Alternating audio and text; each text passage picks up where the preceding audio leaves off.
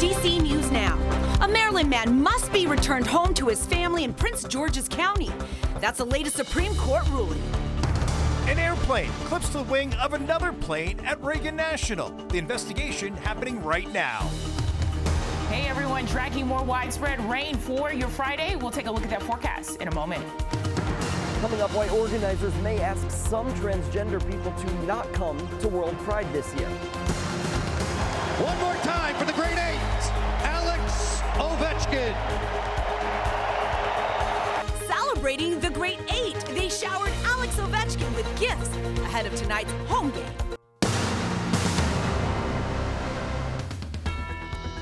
We begin with breaking news on DC News Now. The Supreme Court says the Trump administration must help bring home a Maryland father mistakenly deported. Hi, everyone. I'm Chris Flanagan. And I'm Susan Tran. Kilmar Abrego Garcia is legally allowed in the country and has been living in Prince George's County with his American wife and children. Now, the 29-year-old has been granted protected status from an immigration judge who explicitly prohibited him from being deported to El Salvador because he was escaping gang persecution. DC News Now's Daniel Hamburg is following the developments as he joins us live from the Supreme Court. All right, Daniel, good evening. So what exactly did the justices say in their ruling? Yeah, that unanimous ruling from the justices says that the Trump administration has to facilitate the return of Kilmar Abrego Garcia back to the United States. Now, it also said that, of course, he was deported to that prison in El Salvador and that he has to come back to the United States.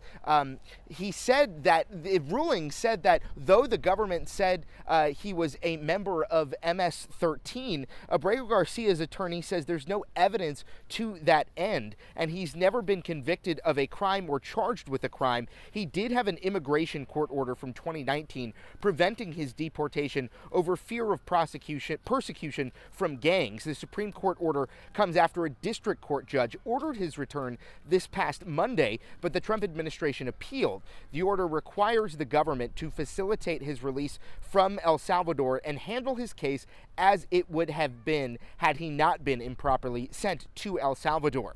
Abrego Garcia's attorney said tonight the rule of law prevailed. The Supreme Court upheld the district judge's order that the government has to bring Kilmar home. Now they need to stop wasting time and get moving. Senator Chris Van Hollen said the administration should have never abducted him in the first place. It was shameful and they must bring him home now. I will fight alongside his family until they do so, he said. Now, the Department of Homeland Security Assistant Secretary Tricia McLaughlin views the case differently, saying SCOTUS agreed with them that the district court interfered with the president's foreign affairs power, saying we look forward to continuing to advance our position in this case. Now, no deadline was given to bring him back to the United States, so that is still up in the air how fast something like this could happen. We're live at the Supreme Court. Daniel Hamburg, DC News Now. Also developing tonight, a helicopter crash in New York City with witnesses describing it breaking apart midair and landing right in the Hudson River. Yeah, 6 people were killed, including a family of tourists from Spain. It happened above the Hudson between Manhattan and New Jersey. A video posted to social media shows part of the helicopter splashing into the water. And we do want to warn you that the images are disturbing, but we've stopped the video before the helicopter makes impact. Now, officials say that this was a sightseeing helicopter, and 18 minutes into the flight, witnesses describe seeing it falling apart and crashing upside down into the water. Aviation experts are telling the Associated Press that video of the crash suggests the helicopter had a catastrophic mechanical failure, leaving the pilot with no chance to save the situation. It was like a crack, and then suddenly it was like, oh, what's going on? And then I look at the building, I'm like, oh, what's going on? And then I went out. I saw everybody was coming to this direction. The FAA and NTSB are investigating this latest high-profile aviation disaster. We, of course, are staying on top of this developing story. We'll be sure to bring you the latest both here on air and online at DCNewsNow.com. Developing tonight, the wings of 2 planes clipped each other at Reagan National Airport.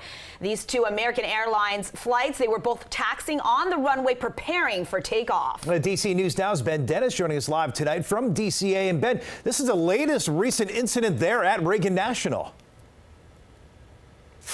Hey there, guys. Yeah, what seems like a dizzying number of recent problems here at this very airport, now directly involving members of Congress.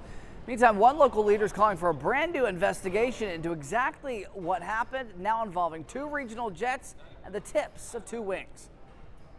How do 2 planes clip each other on the runway? How does that happen? Tonight, the latest safety concern at Reagan National. 2 commercial planes clipping wings on the tarmac. We just heard a loud, like a boom, right as we just, like a thunk. The FAA says 80 passengers and crew on an American Airlines flight headed to Charleston, South Carolina, hit the wingtip of a New York-bound flight to JFK. 71 people on board there, happening around 12:45 this afternoon, colliding on the taxiway. We can see a piece of a winglet. The view afterward from his seat, captured by Congressman Nick LaLota, headed home to New York. Colleague, Representative Grace Meng, after safely deboarding. Hi everyone, I'm okay. Everyone on the flight is okay. They're fixing the wing now. Everyone's safe. Still, not a great track record lately at DCA. January's tragedy on the Potomac River killed 67 people. Last month, the NTSB reported 15,000 near-miss incidents between planes and helicopters from October 2021 through last year. Plus, a recent fight inside the air traffic control tower. And somebody hit a United Airlines flight while flying a kite from Gravelly Point Park near the runway. I always feel safe flying, so I think it's just highlighted right now a few incidences. Flying remains the safest way to travel by the numbers, but anxiety lingers. I thought they was going to make changes with the accident that just happened, but it looks like they didn't make any changes at all. Federal aviation officials did shut down this airspace to most helicopters after January's tragedy, but that incident still rattles many. And after what happened in January, do you think that that's even more worrisome? Yeah, it is. It is. Okay. But, I try not to think about it.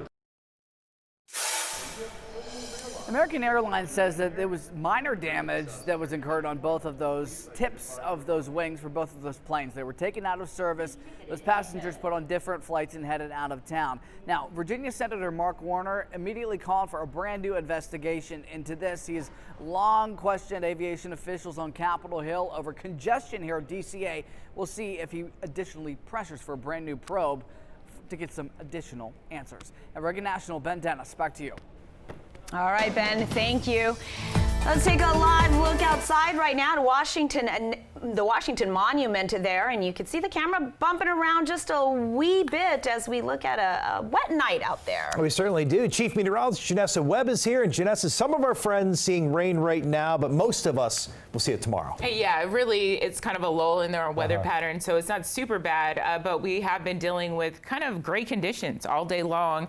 Compared to all that sunshine you saw yesterday, no freezing temperatures tonight. It's actually quite mild across the entire region. So here's the latest batch with the satellite composite radar. Most of this trying to dissipate the farther east that you go.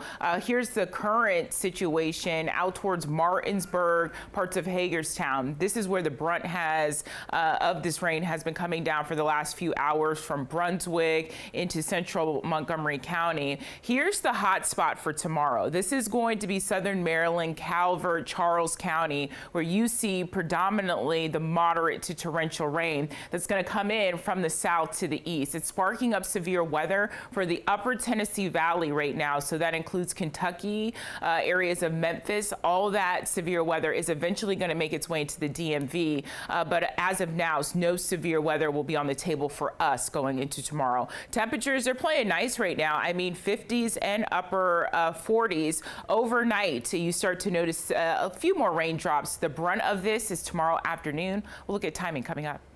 All right, Janessa, we'll see you then. All new tonight, there are growing concerns about whether new policies will limit the number of transgender people who travel here to D.C. for World Pride later this spring. This, of course, is an international event that is expected to draw millions of people to the district. But as DC News Now's Max Marcilla reports, organizers are just as concerned as any potential visitors. excitement is building.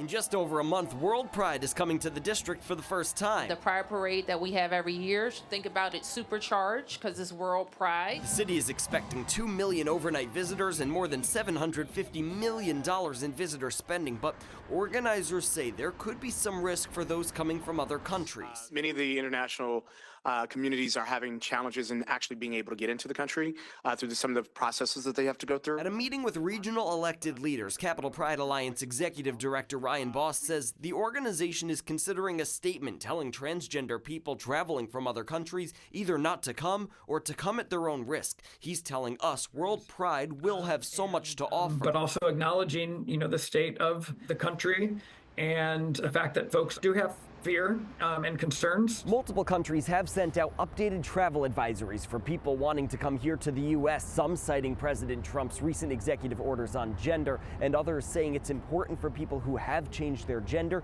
to reach out to their U.S. embassy before they come here. LGBTQ+ travel writer Lindsay Danis says those conversations with embassy officials are critical. And then based on that, make their decisions as to if they feel safe and comfortable proceeding with their travel plans. Ultimately, she says that's an important decision every individual has to make for themselves. Events like World Pride are very important. That said, the situation in the U.S. is increasingly hostile to LGBTQ rights, and there are really legitimate safety and security concerns. As for Boss's message, I don't see this as a warning. It is really just making sure people have information. In Northwest, Max Marcella, DC News Now.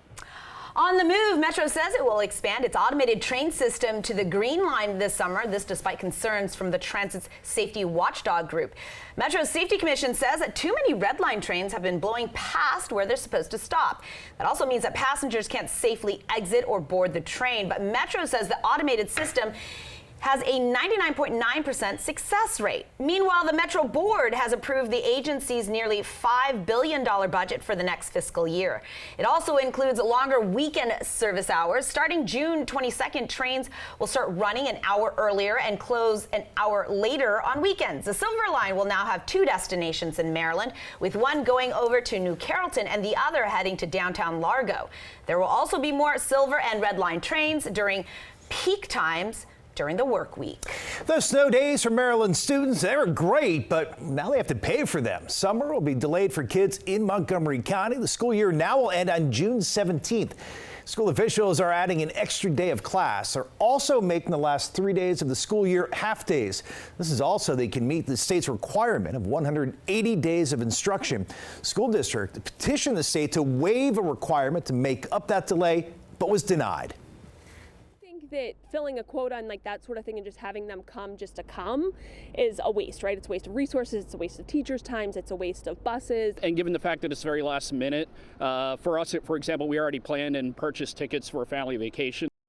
Well, the school district did release a statement saying in part, we know this is a change, and although it is not entirely unexpected, we also realize that families may have already made plans. We did also reach out to the State Department of Education. We have yet to hear back.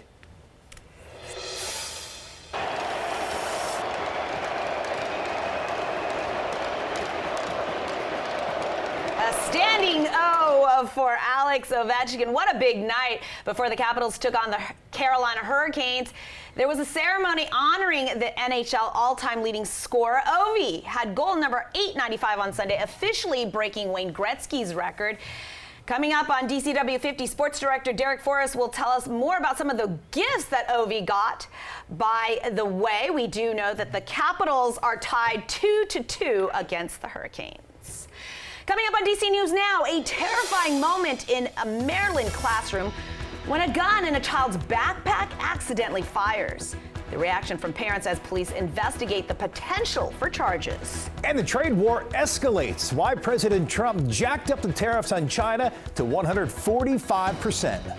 We're helping you stretch your dollar during tax season, why it's important to file, even if you owe some money.